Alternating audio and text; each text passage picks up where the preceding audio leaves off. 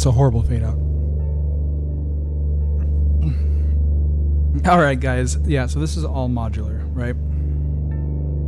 Hey, welcome. I'll kind of walk through who's here real fast. I think we have Lamar, Lamont. George was here first, he says, lurking. We have Shaba Overload, Symptoms of Reality. That'll be Marilyn. Ace of Stripe. Let's see. I think Luke came in later. Trust. Nope. Okay. Yep, there's Luke. There's Paul. I think that's everybody. If I forgot somebody, I'm sorry. Yeah, so what I'm playing with is a wooden box, right? And I have a contact microphone set in it. And then I'm feeding that into my modular and playing with some modal synthesis stuff and a lot of feedback, right? So I can do kind of cool things like almost like a cello or a bowed instrument type of thing.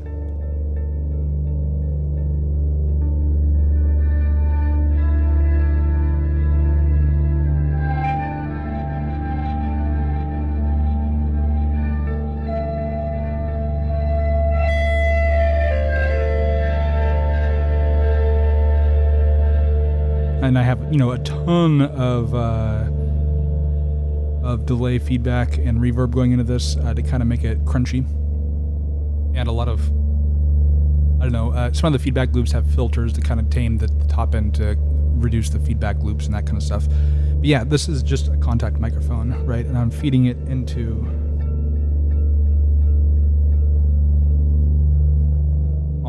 all of this. Right?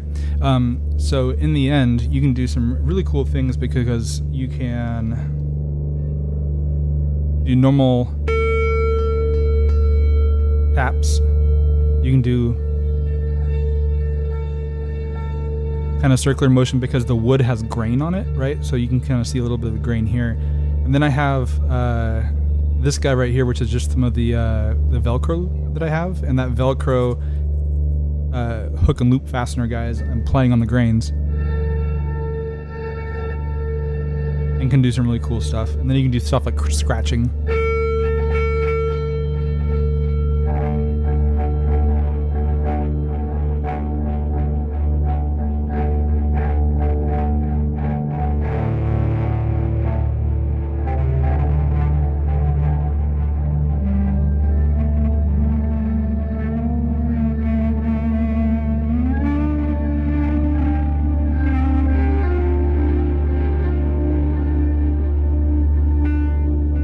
And it's just like super fucking fun.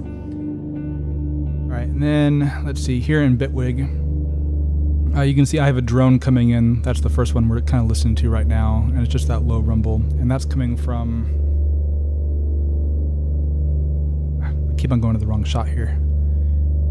The low drone is coming from the 4MS ensemble oscillator, and that is getting fed down into the Ickery stereo filter and in. And I got some modulation on some of the cross FM and twisty stuff, which if I bring in, sounds real good.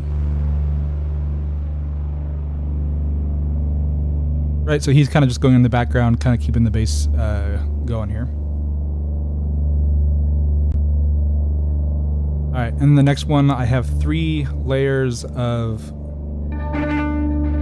the feedbacky modal synthesis guy, right? And so the first one was doing the bass.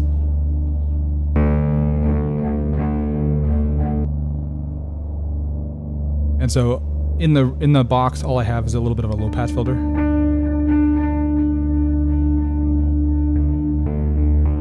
Because compared to normal,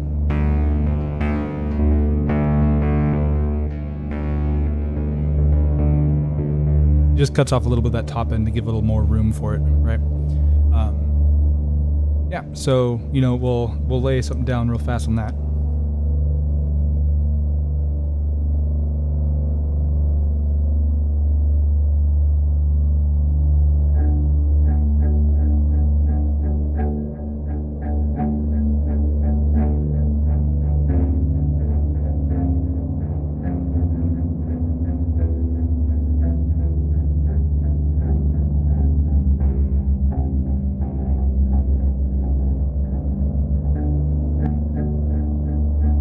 right? And so he'll just kind of go there. And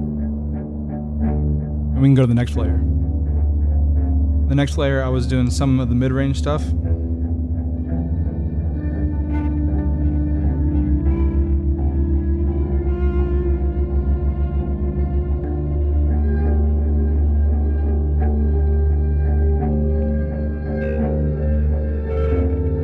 Which can do kind of patty stuff, right? But depending on how you articulate on the box.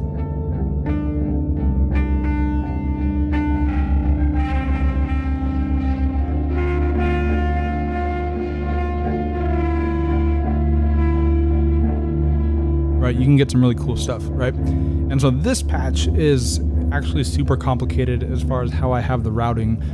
So I won't go too overboard, but as far as what I'm actually doing, right? The main synthesis is happening in rings, right? And I'm feeding rings the input from the contact microphone, which is going through ears, which brings it to ears as an interface which I plug into, which is a high impedance input. That really amplifies the noise that I'm making on my little contact microphone, right? And that gets fed into rings basically. But before I actually feed it in, it does have a feedback loop into it, which has some other modules kind of making it manageable, right? But that's why I can kind of get it to run away a little bit.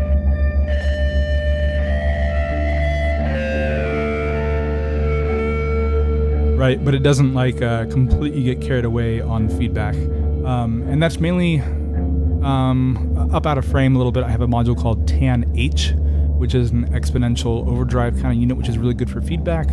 And then I'm using a VCA to kind of loop back the feedback of the output of rings back into itself to self-resonate. So a little complicated. All right, and then part of that feedback loop, I'm using a filter from the SV1 to kind of shave off a little bit of the top end. Otherwise, the upper stuff can really get ridiculous. And then one thing to note is that the microphone is sensitive enough that I can actually crank up the input a little bit and actually get it to kind of resonate as I thump on the instrument.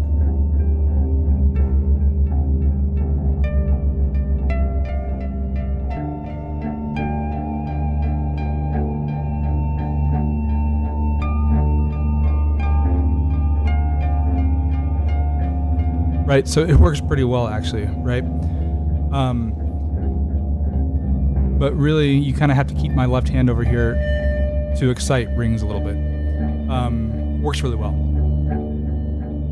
All right, and then last but not least, I am using an exorbitant amount of reverb and delay from Magneto and Starlab, but the contact microphone is also going through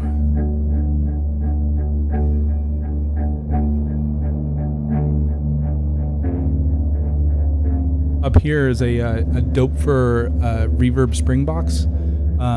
So I have a spring delay with a tank inside the module rack up here, and it feeds back on itself to also kind of make that resonance kind of crunch against itself as you change notes, right? So that works really well. So altogether I have the Doepfer reverb on the feedback loop, and then it goes through Magneto and Starlab before going into the rack here. George asked if I made the microphone, and I did. I just took, it was like a wooden box from a craft store, right, for like jewelry or something. And right to the top of it is, on the inside is the contact microphone glued to the top. And then I just drilled a hole and ran a modular cable in and soldered it to that. And ears from Mutable Instruments has high enough impedance and gain to be able to take that into modular level. I have two of these. They both operate very similarly. This one I think I like the grain pattern on a little bit more, so you can kind of scratch it.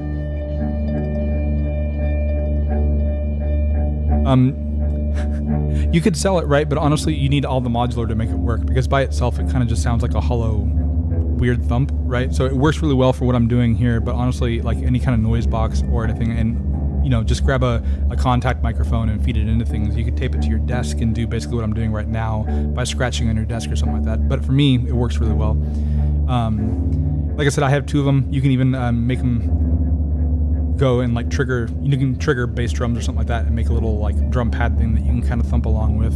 But the cool thing is, because you can get the envelope out of Mutable Instruments ears, you can actually do things like VCA or how to put it.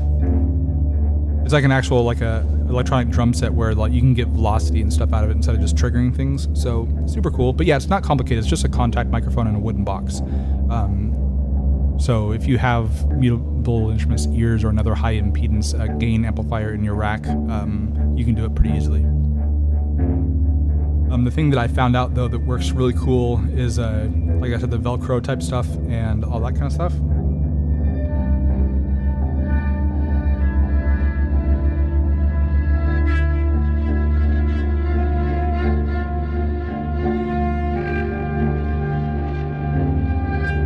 And that's because the texture on the Velcro on top of this works so good. Same with like running your fingernails flat side on it. Or, you can do all sorts of cool articulations. George asked if my girls do modular, and no. I do have a little blip box synthesizer that the twins like to play, and I've made a couple songs with my 12-year-old, but for the most part, they don't really play. My oldest played guitar for a little bit, and my 12-year-old played piano for a little bit. But I try hard not to force music on them too much, but it's hard because, I want them to play. Let's see, and I also have my wind synth going on. So for those of you following along with me over the last bit of Jamuary, I have a breath control tube. And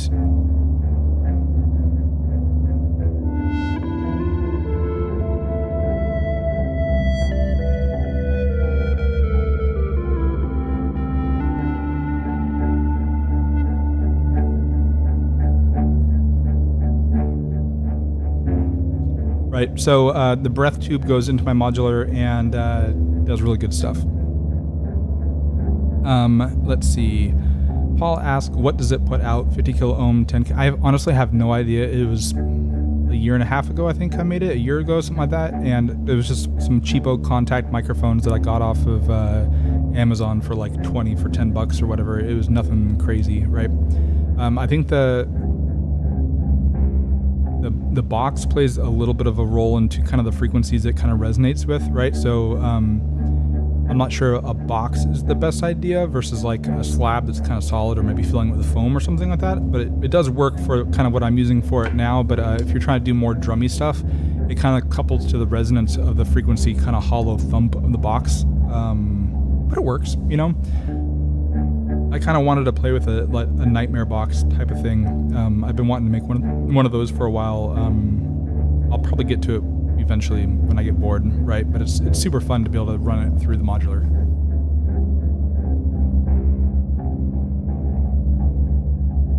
I'm trying to think what else I have going on here. So, let me show you the breath controller, right?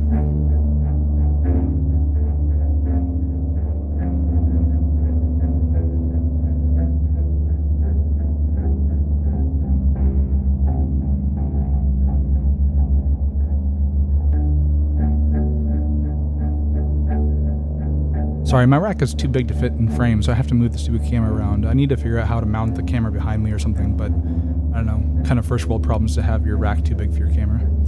All right, let me zoom in here for you.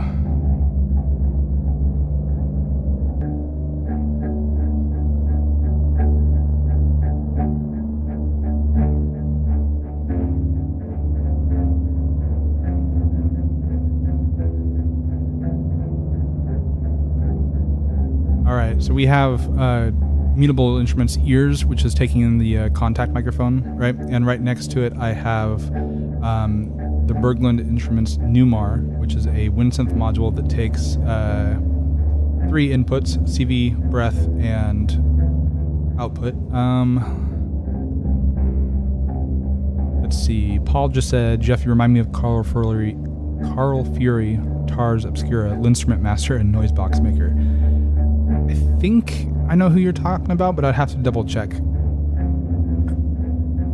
The breath controller, though, plays through the WinSynth module here.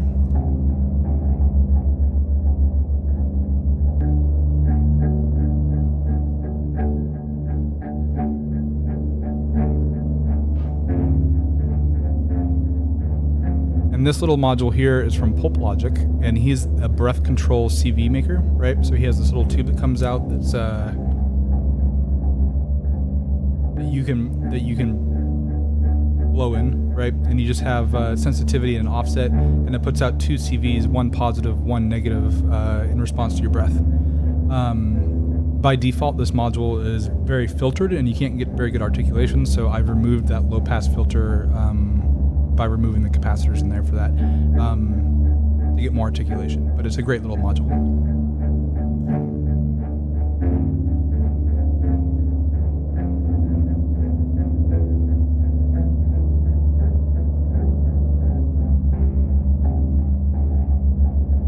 And Luke, if you have a question about my kids, I don't mind. You can totally ask here. I'm pretty open, and if it's too much, I'll just say so. But I'm a pretty open guy.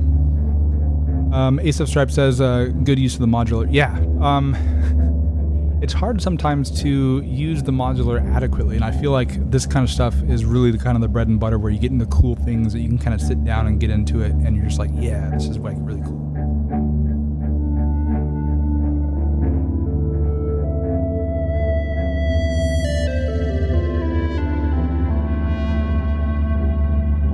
And of course I can layer this with the contact microphone.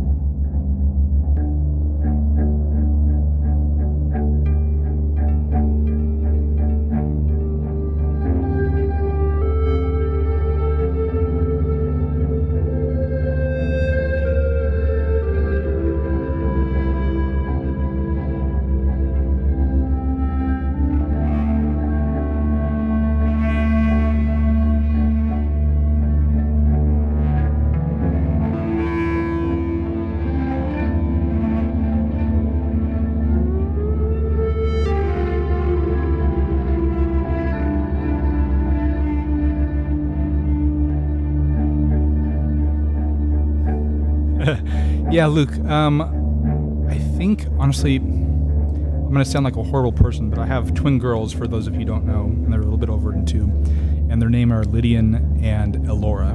Lydian like the modal scale, and Elora, E-L-O-R-A. I think it was Elora who said hi to you, but honestly, I'm not sure because they're identical twins, and I'm not sure without looking at the video.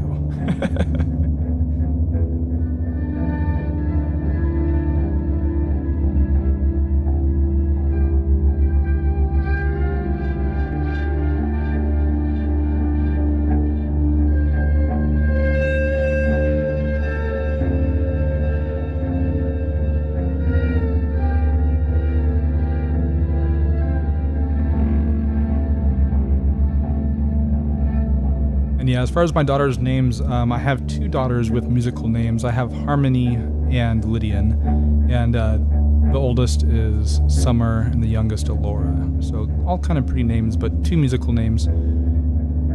I say regrettably, but it's not regrettable. But my second oldest is Harmony, and I wish I had Harmony and Melody as the twins. But Harmony came first before the twins. So while that would have been cool, I'm very happy to have Lydian and Elora as the twins.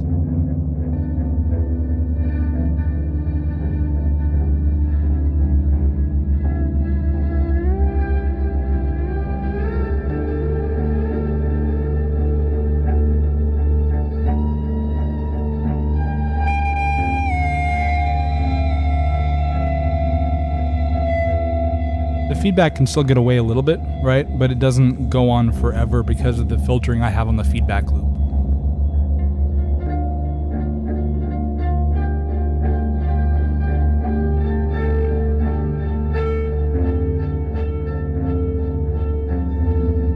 And yeah, Paul, the breath controller appeals to me as well.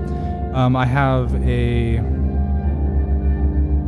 actual woodwind controller like like an electronic woodwind instrument, an UI, right? But it's a DIY version that I made, and it's regrettably broken right now, and I just need to put in the time to replace the connector on it and resolder that, and it's just, I haven't had the will or time right now during Jamuary.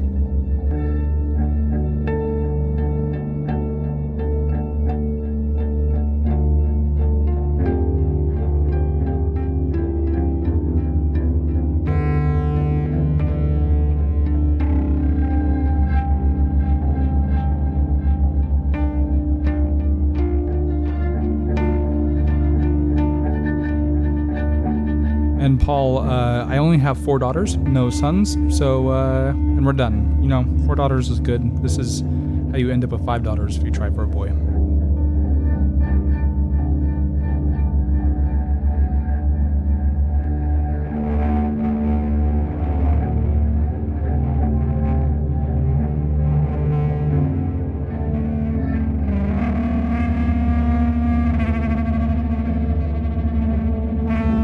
You can kind of hear a little bit as I go between the notes how the reverb tank of the Dope4 Spring reverb ties into the feedback loop and kind of grinds against each other.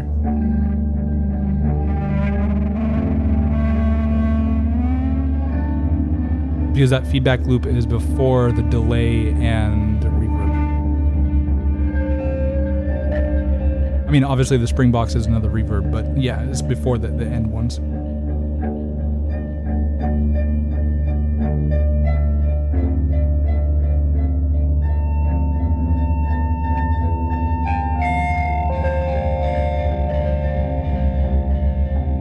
Yeah, Breath is awesome for basically a hands-free mod wheel, right? And I think people who don't play breath controllers or woodwind instruments kind of use it that way as a hands-free breath controller, which is great.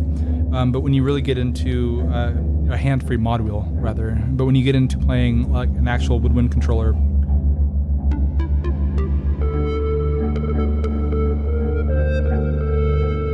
right, the articulation is like the really cool thing that you miss.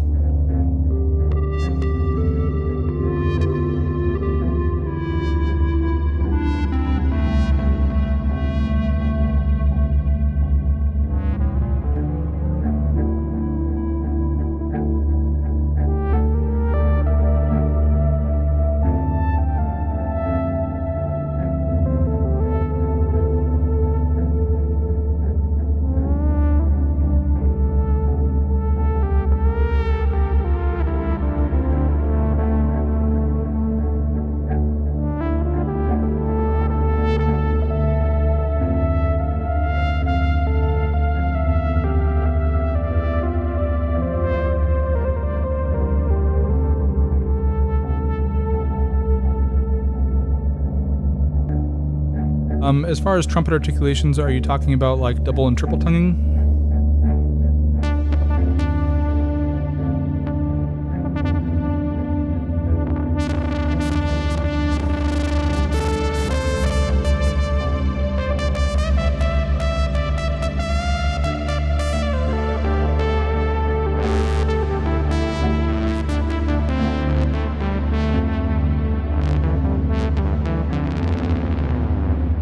You can do like audio rate modulation type stuff too with like growling.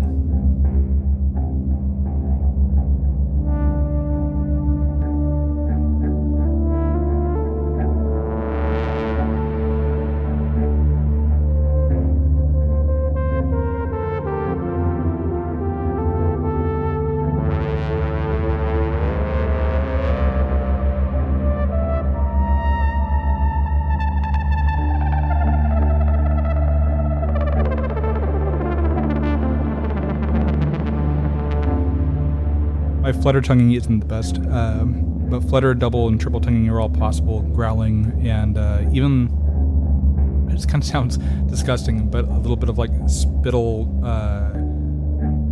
raspberrying, like.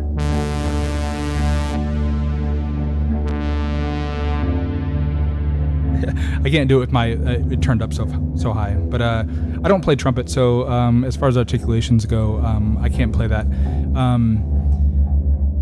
But if you are a trumpet or cornet player, I would suggest looking at the Berglund Instrument new EVI. They do have a really good instrument that you should probably look at because they're phenomenal instruments.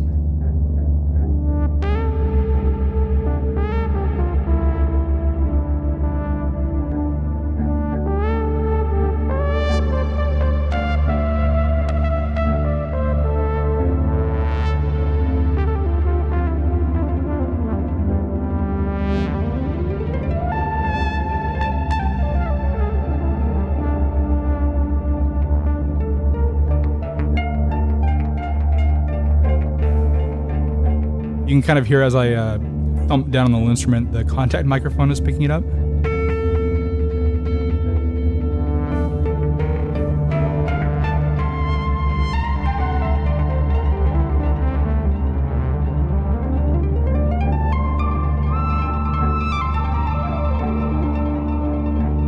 So cool.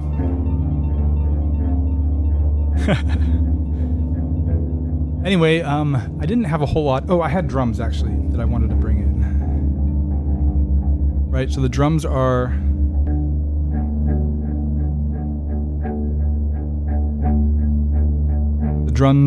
from Session Percussionist from Contact.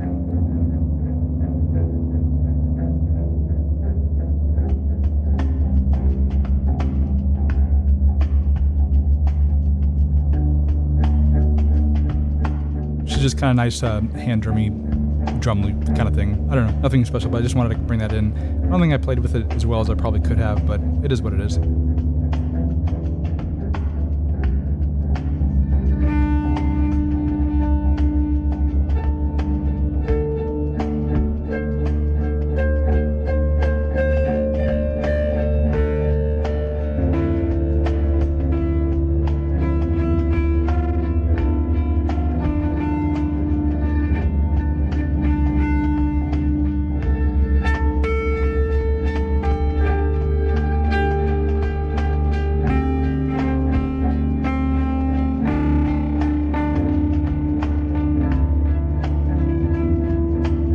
Probably could have put a little bit of a compression on there for the touch sensitive stuff, but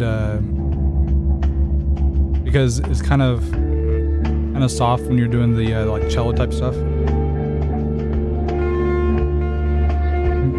but it does kind of get a little bit fed back into it too much. So maybe compressing a little bit would have been a little good, but it's all right. It works.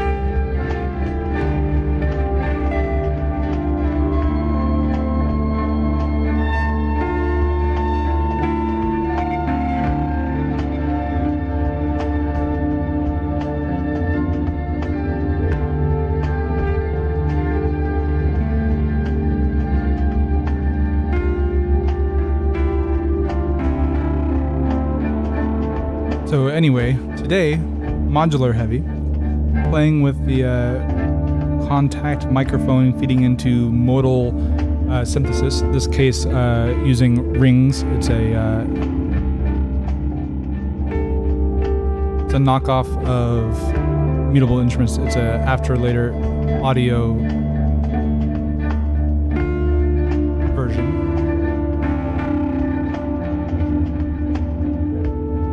And Wintonth on it. I don't know, super fun, right? The contact microphone I think is the winner here, and I had super fun kind of setting up the patch and all that kind of stuff. And yeah, just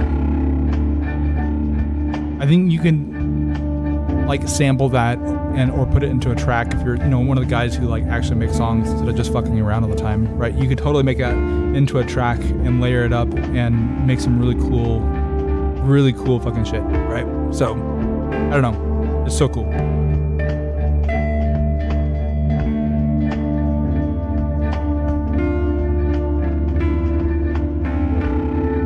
So yeah, none of this is in the box, right? As far as sound generation, it was all done via the contact microphone into the module. While Rings is a digital module, I mean, it's very definitely coming from the audio source here and just kind of processing it. So just super novel to me. Like the whole thing is crazy. Paul, you could record all this, but honestly here, probably after this, I'm gonna rip out all these cables and never have this patch again, right? It's kind of the cool thing or fun thing or aggravating thing about modular is that I do that, right? So I tore down the modules, or I tore down the patch that I had from the other two nights, which were pretty in-depth patches, and it, hurts a little bit inside, but it's so cool. Yeah, Rings is a resonator, right? So you could do that in the box, I guess, if you wanted to. There's plenty of ring clones and VCV and all that. Also, next to it, I have, next to Rings, I have Elements, another Elements clone here. So between those guys, I can do quite a bit of modal synthesis type of stuff. Oh, yeah, the CV from Ears. Yeah, I basically consider that audio, right? So Ears is coming in audio from the contact microphone. And I could totally take a picture of the patch and rebuild it if I wanted to, right? But I don't know. That's the fun part, I think, is you learn a little bit of what you're doing here, and you can apply that in new patches. But the act of building up the patch is something that's part of the process that's enjoyable, kind of figuring out the issues and resolving them, right? So, like for me tonight, the kind of weirdness is like the idea of like taking the contact microphone and putting it into Rings makes sense, right? But with the feedback loop that I did, especially going through the spring reverb and the filter to cut off a little bit of the high-end feedback loop and all that, those are kind of like problems that came up as I was getting into it, right? And me solving those problems as I was building the patch definitely taught me a little bit more about feedbacky loop circuits, right? So in that regard, next time I build this up, I'll probably take a similar path, but it'll always be a little different, I think, and that's kind of the novelty of having a big rack like mine and playing around, is that you can do that. Yeah. There's pluses and minuses to doing things in the box versus in the rack, and to me, this kind of rack stuff is just great.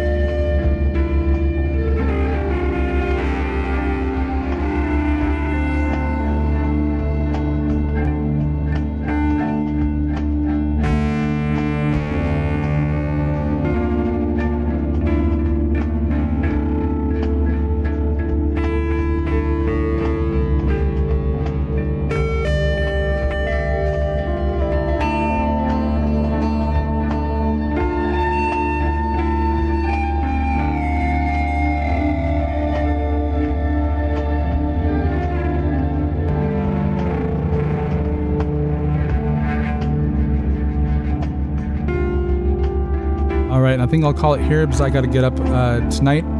I gotta get up tonight. I gotta get up early tomorrow morning for work. So I'll call it here. Thanks guys for stopping by and listening. And yeah, super fun patch tonight. I don't use my little contact microphone boxes as often as I should. They're cool.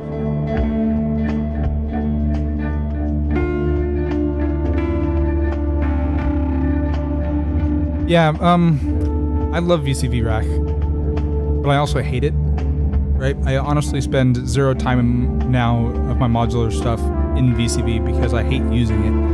I mean, and maybe that's just because I have the actual hardware in front of me, right? And the hardware is so much more fun and enjoyable for me. But VCV Rack, I kind of just hate playing with now.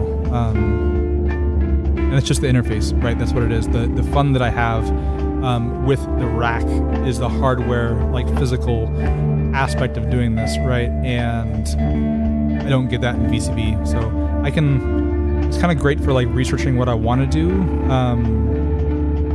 and kind of building out example ideas of weird things I haven't played with before. But honestly, I hate using it, right? The grid in Bitwig I kind of use more often than VCV, and even then the grid in Bitwig I use for very specific tasks, and I'm very like laser focused on what I want to do with it, right? And much different than when I'm playing with modular, where I'm like, I don't know, fucking around and finding cool ideas and then bringing them together and getting that inspiration. And I know that other people get that inspiration in VCV Rack, but I really don't, and I don't enjoy using it. I appreciate the people who do. Like Animotion does great things in VCV Rack and really loves it, right? So yeah, I have no interest in the 4MS meta module. I have no interest in disting modules. I kind of like the one knob per function. In that regard, I have two Ornament and Crimes down here, and those are even I kind of hate, but I have them because they're really useful in a pinch when you need that very specific thing. Zadar, next to it, the Zadar envelope generator is one of my favorite, and it is just in depth enough that it's not cumbersome to use, but it has enough functionality.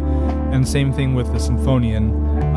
The Symphonian seems really complicated, but the menu system in it is super shallow and really easy to use. Metropolis is fun to use, and you can go way too in depth with, but the Metropolis is, it's a love-hate relationship there too, right? Because I can use StepX or something like that in the box versus Metropolis, but I love the hands-on part, but I hate getting too in deep with Metropolis. Metropolis,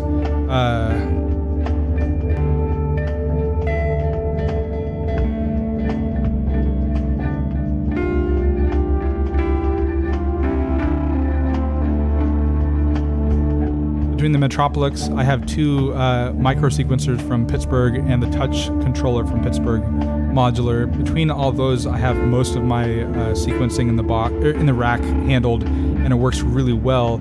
But it's because of that hands-on control, right? So while Metropolis can go really in depth with mod lanes and all that kind of stuff, when I start getting that nitty-gritty, it kind of throws me off, and then it's not really what I enjoy doing too much. But it's such a killer. Metropolis is such a killer sequencer that it's hard to really hate. Another interesting one that I have is the Pet Rock, this guy here, which takes triggers and puts out a random rhythm depending on the day of the year and the moon phases.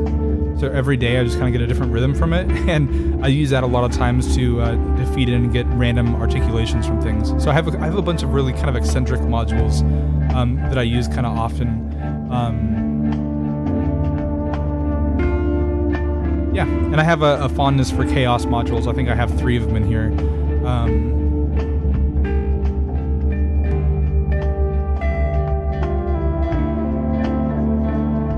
Not used a whole lot today, but this is a triple sloth kind of guy up here, and it feeds into the wrong vector space and just like throws out a ton of CV voltages that are kind of random, chaotic, but also all interrelated, and you can do some really cool stuff there.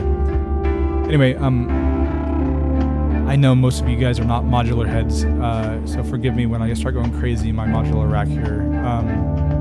But this was super fun. I hope you guys enjoyed it. I'll play out just a little bit more, and then I'll get out of here.